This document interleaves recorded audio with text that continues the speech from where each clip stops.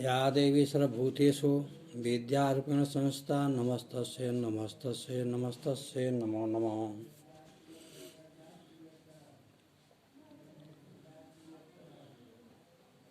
मैं डॉक्टर चमसन तिवारी, जुत्थालाल संस्कृत महाविद्यालय मझौलिया, आज ऑनलाइन क्लास के माध्यम से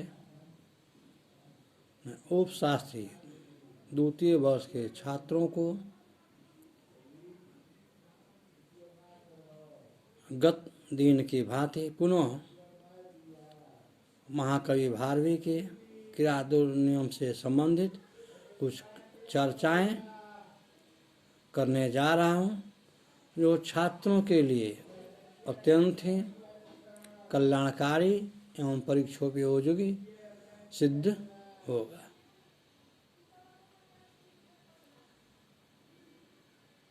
क्योंकि आज महामारी के कारण शिक्षण संस्थाएं बंद हैं, अतः छात्र हित को देखते हुए ऑनलाइन क्लास की व्यवस्थाएं की गई है, जिससे छात्रों को समुचित लाभ कराया जा सके। इसी संदर्भ में आज मैं छात्रों को यह बताना चाहता हूं कि महाकवि भारवी की प्रमुख विशेषताएं क्या है। अतः भारवी के काव्यों के तुलनात्मक अध्ययन करने के पश्चात यह पूर्णतः सिद्ध हो जाता है कि महाकवि भारवी के काव्यों में अर्थ की गंभीरता पाई जाती है। इसीलिए महाकवि भारवी के संबंध में कहा गया है भारवे अर्थ गौरव, अर्थात भारवी की काव्यों में अर्थ की गंभीरता है। यह कथन पूर्णतः सटीक है, सार्थक है एवं सत्य है कि क्रियादुर्नियम के अध्ययनों पश्चात यह पूर्णतः सिद्ध हो जाता है कि महाकवि के इस महाकाव्य में अर्थ की गंभीरताएं पाई जाती है।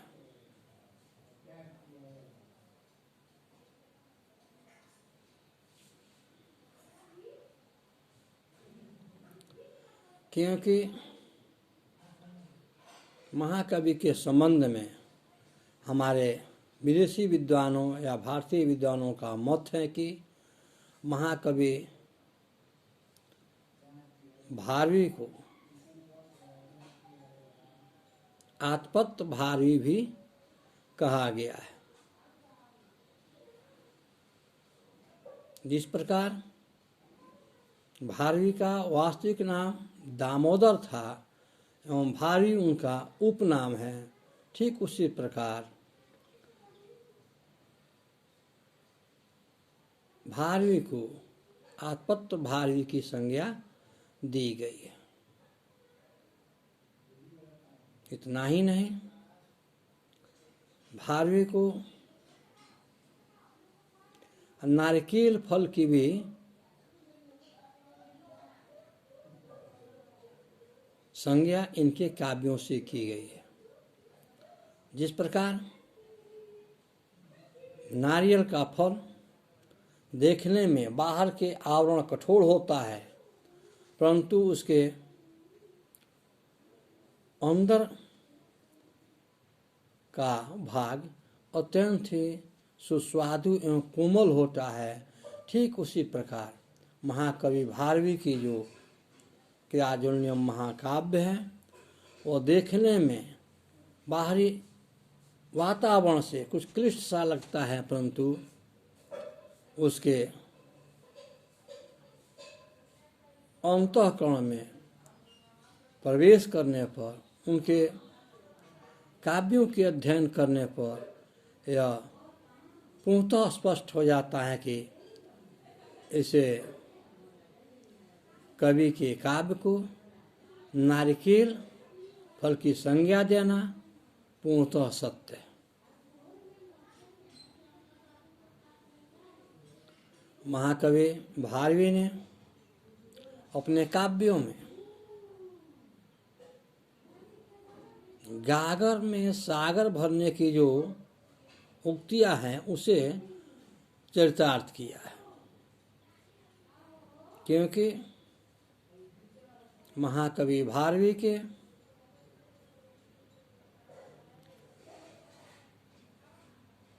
इस महाकाव्य में बड़े ही छोटे छोटे शब्दों के द्वारा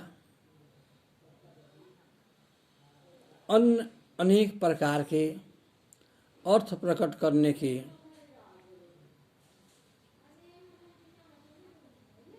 क्षमता व्याप्त है।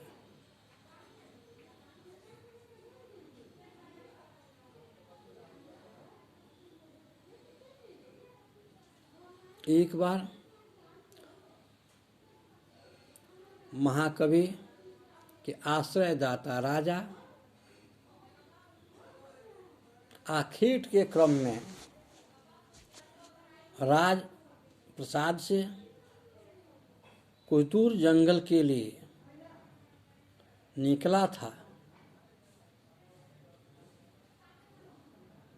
किंतु घटनाक्रम के कारण वो रात्रि में ही अपने राजमहल को वापस आ गया।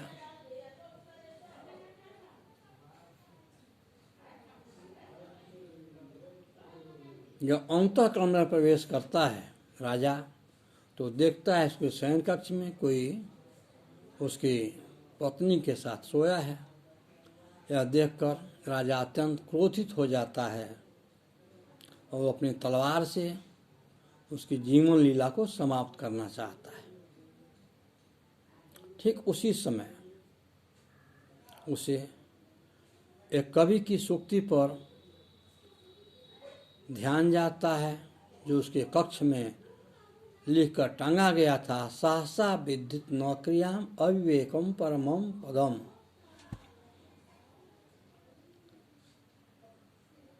यूं ही राजा का ध्यान उस श्लोक पर पड़ता है।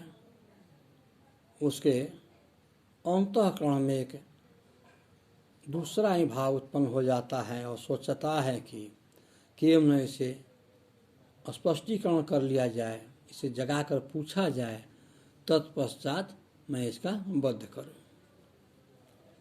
उसी समय जगाता है, अपनी पत्नी को पूछता है कि यह पर पुरुष कौन है। राजमहिषी उसे उत्तर देती है कि आप ही का यह इकलौता पुत्र है,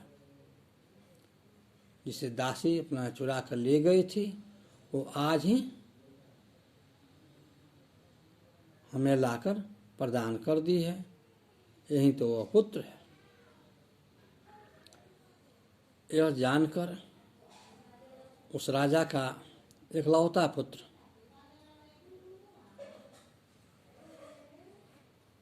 मृत्यु से वंचित हो जाता है और राजा सुबह होते ही अपने अनुयायियों और सेवकों को यह सूचना देता है कि यह जो कवि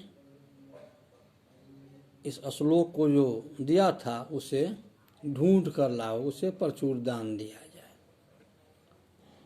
राजमहल के राजसेवक सिपाही सैनिक जब तत्र भ्रमण करने लगते हैं और उसे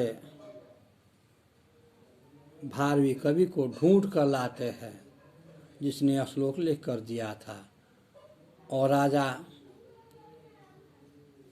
उसे कवि को प्रचुर धन और सम्मान देता है। इसलिए विद्वानों ने जो कहा है कि भारवी अर्थ गौरव पूर्णतः सत्य है, क्योंकि भारवी को विद्वानों ने भारवी अर्थ गौरव की संज्ञा दी। भारवी को विद्वानों ने आत्मतत्व भारवी कहा। भारवी के काव्यों को हमारे विद्वानों ने नारिकेल फल की संज्ञा दी।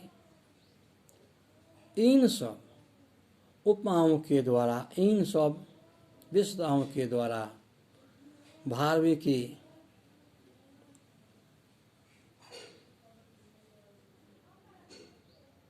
प्रभा, भारवी की विद्वता, भारवी की कुशाग्रता पूर्ण रूपेण दृष्टिगत होती है। इतना ही नहीं, महाकवि भारवी का यह एकल महाकाव्य ऐतिहासिक महाकाव्य होते हुए राजनीतिक महाकाव्य भी कहा जा सकता है, क्योंकि इस महाकाव्य में महाकवि भारवी ने सोए हुए राजाओं को जगाने का सफल प्रयास किया है।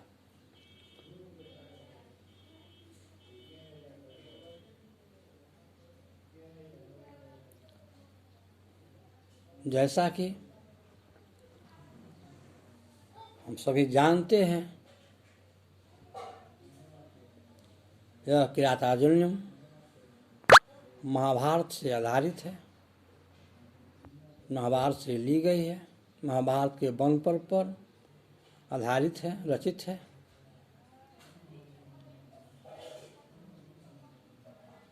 यह जो घटनाक्रम है पूर्णतः राजनीतिक घटनाक्रम है, जिससे हम कह सकते हैं कि महाकवि भारवी के यह काव्य राजनीतिक महाकाव्य है। इसमें राजनीति की प्रचुर व्याख्या की गई है। जैसा कि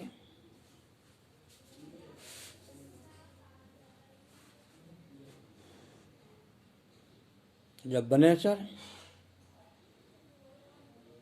दुर्योधन की राज व्यवस्था जानकर दैत्य वन में आता है तो युधिष्ठिर से कहता है,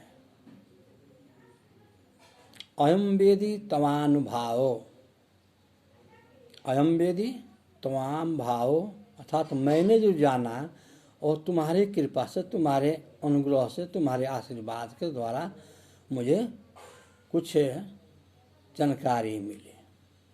फिर कहता है, निगूढ़ तत्व अबोध विकल्वा को भुक्तिनम चरितम, अर्थात मैं एक छोटा सा प्राणी हूँ, छोटा सा जीव हूँ, और को भुक्तिनाम चरितम, और कहाँ राजाओं का गोपनीय गुढ़ चरित्र। इस श्लोक के माध्यम से भी यह स्पष्ट हो जाता है कि किरातार्जुनीयम राजनीतिक महाकाव्य है। पुनः वनेचर कहता है युधिष्ठिर से, क्षंतुम साधु असाधु, आप राजा है, राजा को अधिकार है कि मेरे जो सत्य असत्य वचन हो उसे सुनने के बाद मुझे क्षमा करें, क्योंकि राजाओं को यह पूर्ण अधिकार है कि सेवकों द्वारा अपराध करने पर राजा उन्हें दोष मुक्त कर देते हैं।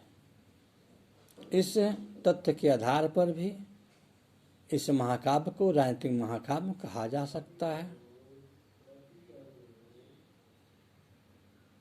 और जो आज के शीर्षक पर जो देखा गया कि भारवी अर्थ गौरव, अर्थात भारवी के इस काव्य में अर्थ की गंभीरताएं पाई जाती है कि एक ही श्लोक के कई अर्थ स्पष्ट होते हैं, प्रकट होते हैं। जैसा कि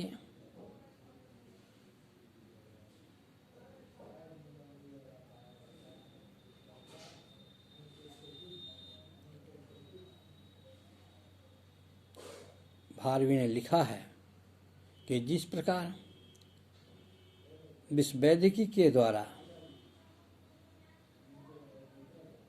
सर्प अपने मस्तकों को झुका लेता है, ठीक उसी प्रकार सभा मंडल में आप लोगों के पराक्रम को सुनकर वह दुर्योधन अपने मस्तकों को झुका लेता है।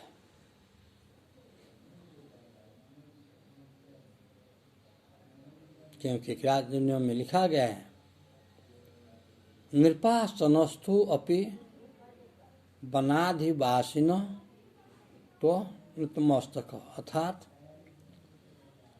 वो दुर्योधन राज सिंहासन पर बैठा हुआ भी आप लोगों के पराक्रम को सुनकर अपने मस्तक को ठीक उस प्रकार झुका लेता है जिस प्रकार सपेरा के बीन के द्वारा कोई सर्प अपने फन को झुकाता है। इस प्रकार हम देखते हैं कि इस महाकाव्य में अर्थ की गंभीरता पाई जाती है और महाकवि भारवी की प्रमुख विशेषताएं हैं भारवी अर्थ गौरव, अर्थात भारवी के काव्यों में अर्थ की गंभीरता,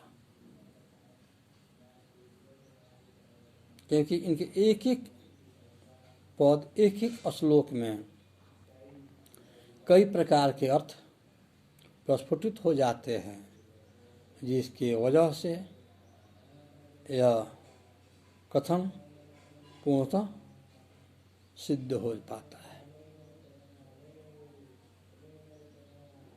पुनः हम लोग दूसरी कक्षाओं में इसे महाकाव्य की कथा वस्तु पर विचार करेंगे। जयतु संस्कृतम, जयतु भारत।